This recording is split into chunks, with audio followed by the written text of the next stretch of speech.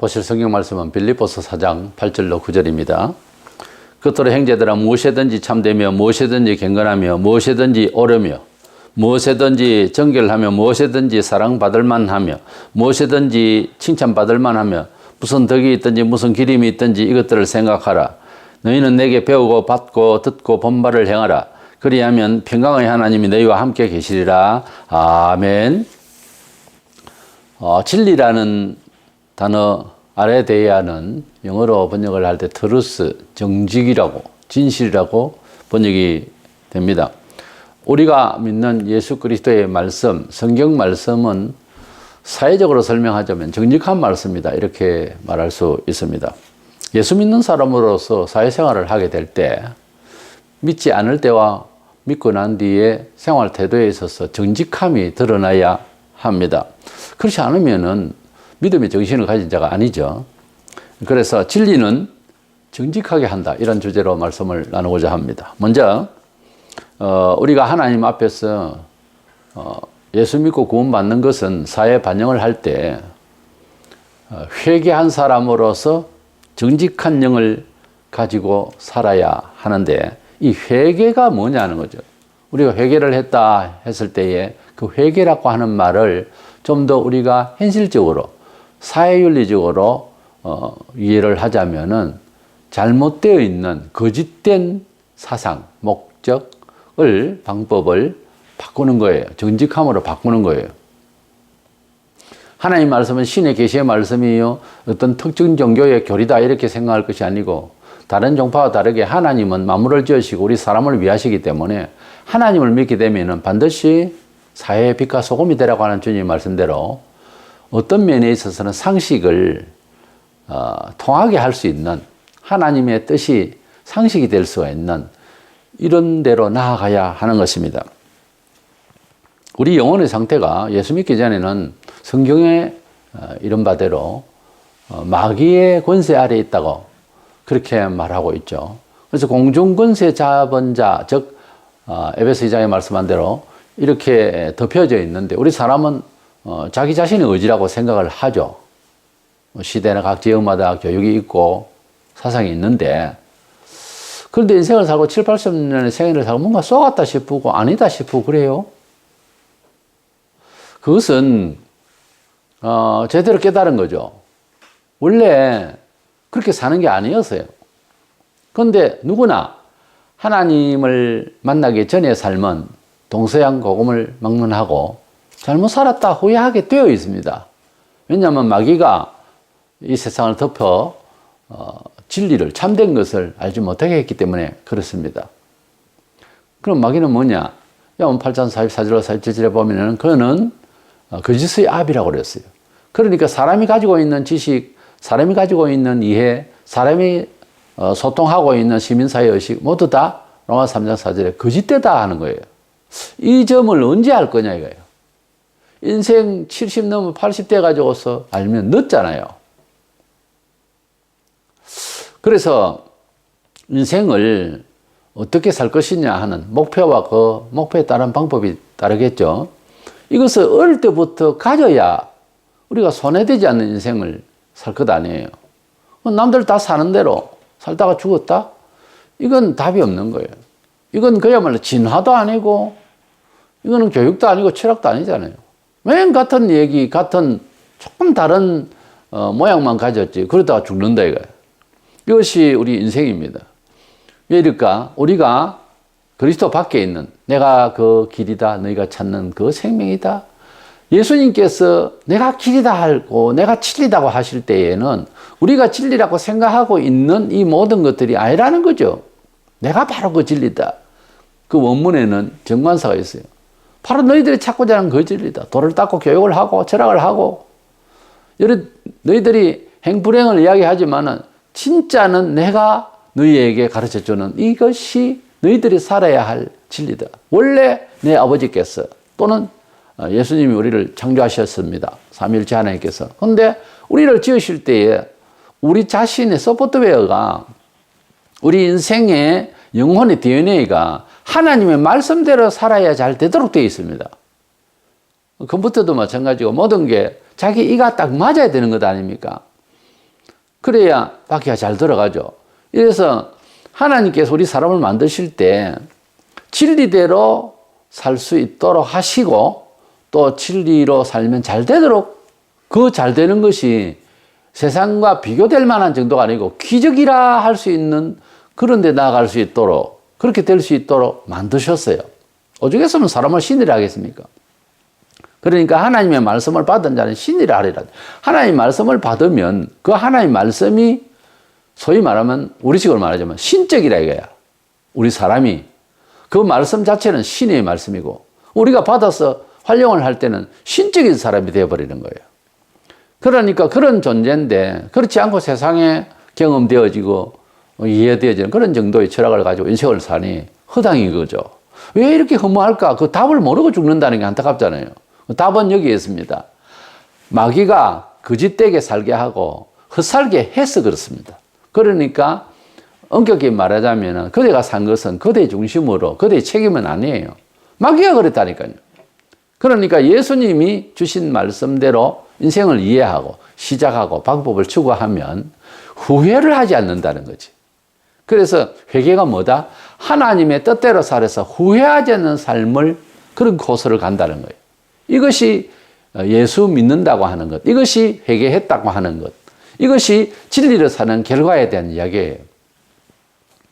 에베소 6장 9절에 상전들아 너희도 그들에게 이와 같이 하고 위협을 거치라.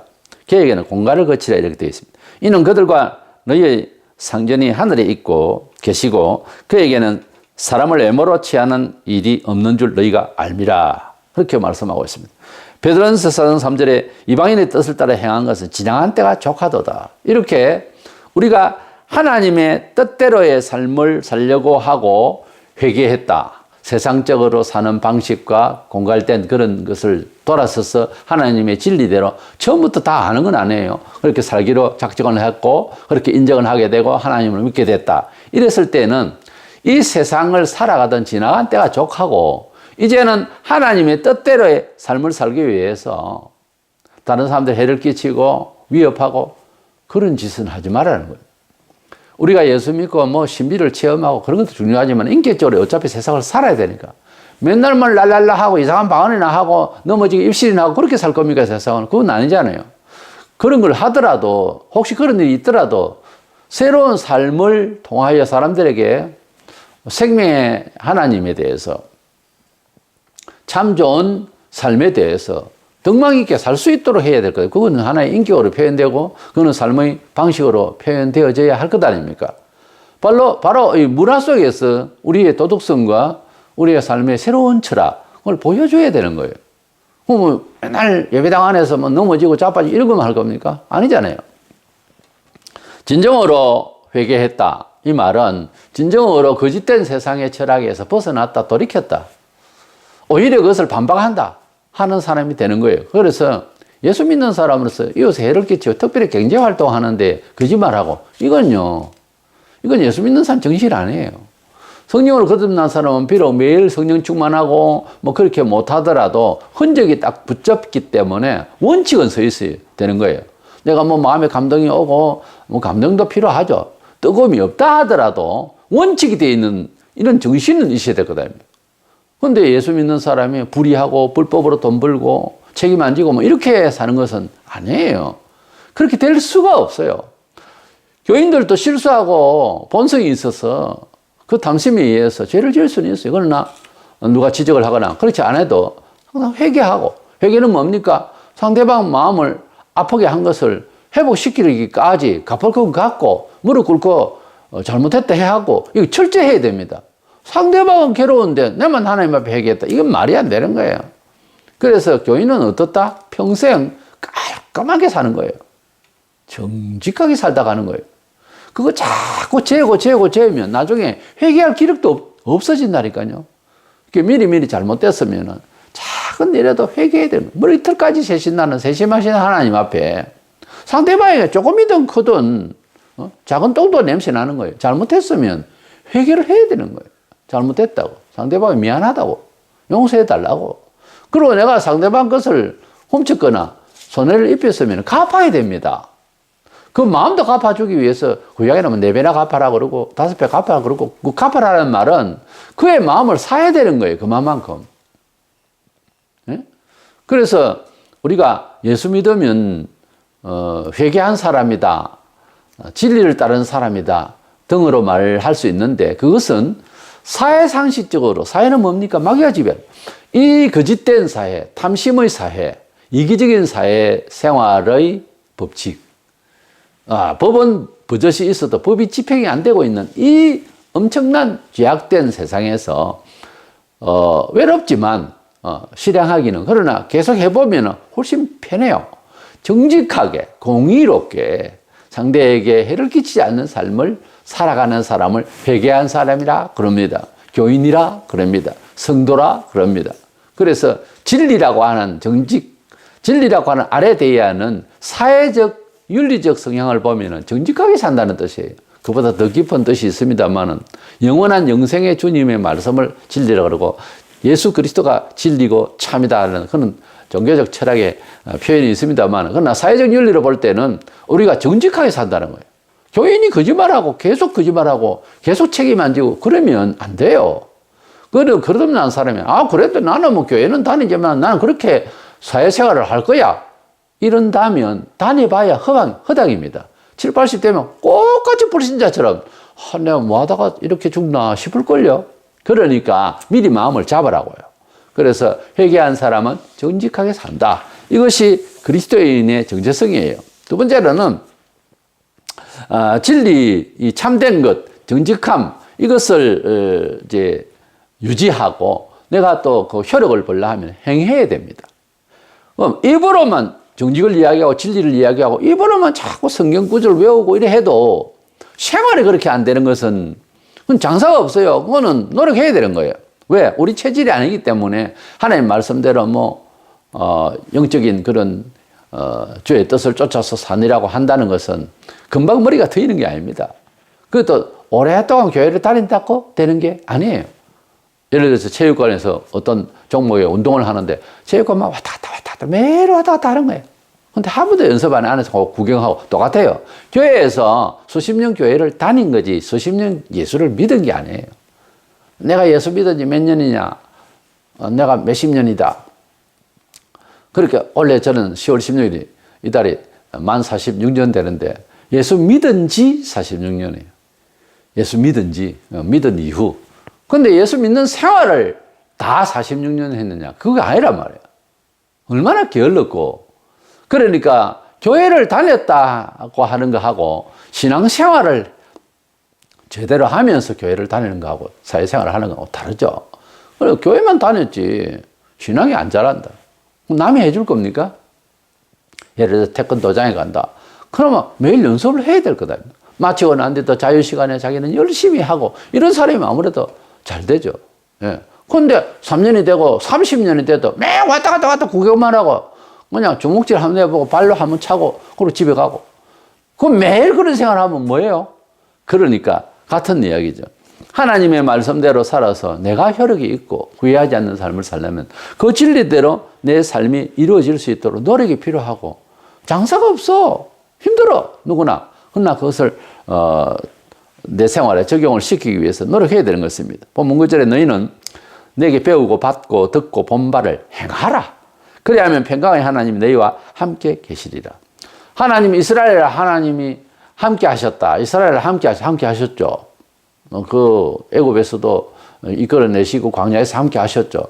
자, 그런 하나님이 예수 안에서 우리와 함께 하신다고 하셔서 내가 너희와 세상 끝날까지 함께 하리라. 그러니까 함께 하신다고 믿습니다. 아멘. 그리고 마음대로 살고 함께 안 합니다. 그거 잘못된 이해예요. 왜냐하면 단서가 있어요. 예수를 믿으면 구원받는다. 이렇게 알고 있잖아요. 그러나 마가 1장 15절에 보면 회개하고 복음을 믿으라. 회개하고 복음을 믿으라. 그렇게 돼 있어요. 회개가 안 되고 회개한 흔적도 없고 본인이나 남이 볼 때에 근데 믿는다라는 것은 아직까지 아닌 거예요. 많은 사람들, 특별히 우리 한국 교회가 그런 큰 기만을 당하고 있는 거예요.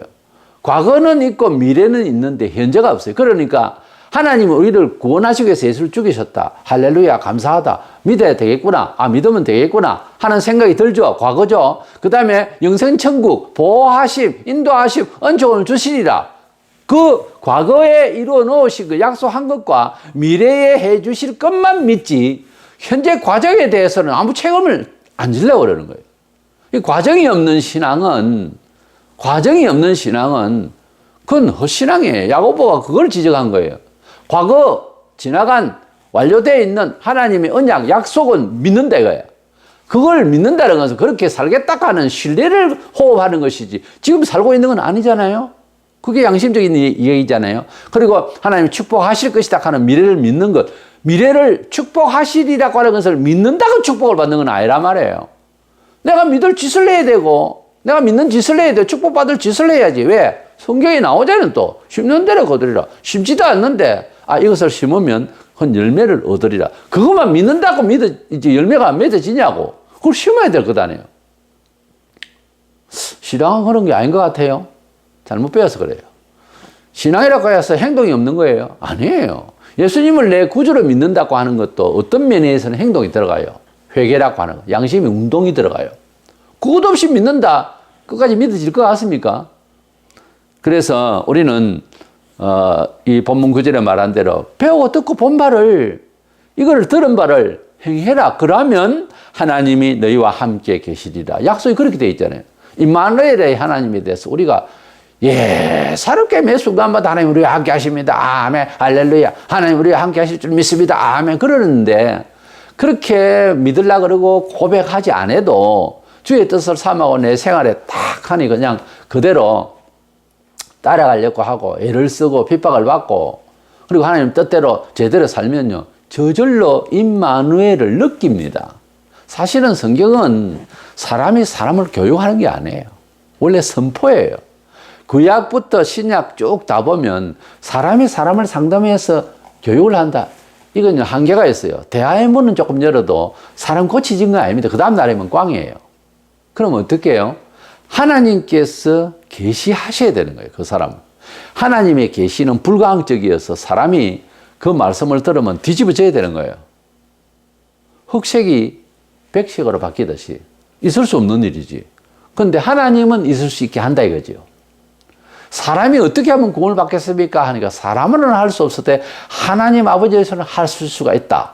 하나님은 하실 수가 있다. 예수님 그렇게 말씀하셨잖아요. 그게 묘한 뜻이에요. 사람이 막 전도를 하고 그 사람이 봉사하고 잘해주면 예수 믿겠지. 허탈스럽으면 나중에 해보세요. 그게 다가 아니에요.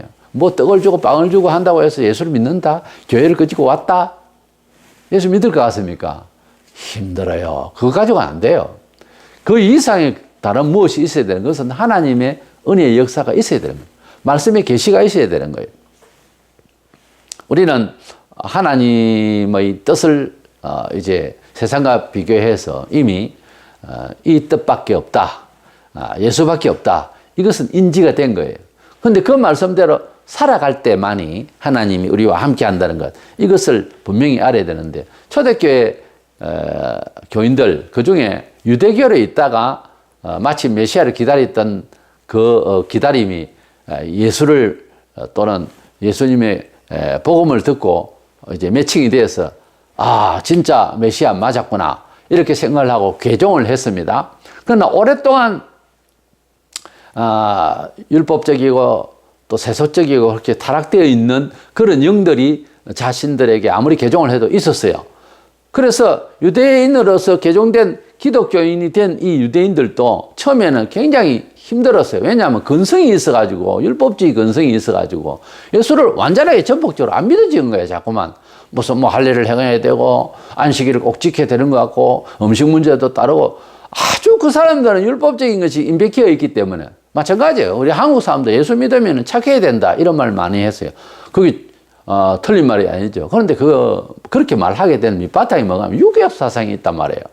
유교 사상이 있다 보니까 교회 조직 관리 모든 이 체제도 보면 어른이면 뭐 다야, 총회장이면 다고, 뭐 이런 식이 되는 거예요. 그래서 이런 것이 페달인데, 이 공자의 유교 사상이 좋은 점이 많이 있지만은 하나님을 상대로 해서는 고쳐야 할 점이 참 많습니다. 깨어져야 할 말이 많단 말이에요. 근데 그런 배운 것을 그냥 복음인 양 예사로 말을 하고 또 예사롭게 그렇게 몸에 지니고 있는 이것이 깨어져야 되는데, 그러니까 유대인들이나 유교사상 임백했거나 또 우상을 많이 섬겼거나 각 나라마다 강조점이 있는데 그것이 더 깨어져야 하는, 그래서 더 은혜를 받아야 하는 그런 좋은 동기로 생각하고 더 많이 깨어져야 돼요. 많이 배운 사람은 많이 깨어져야 됩니다.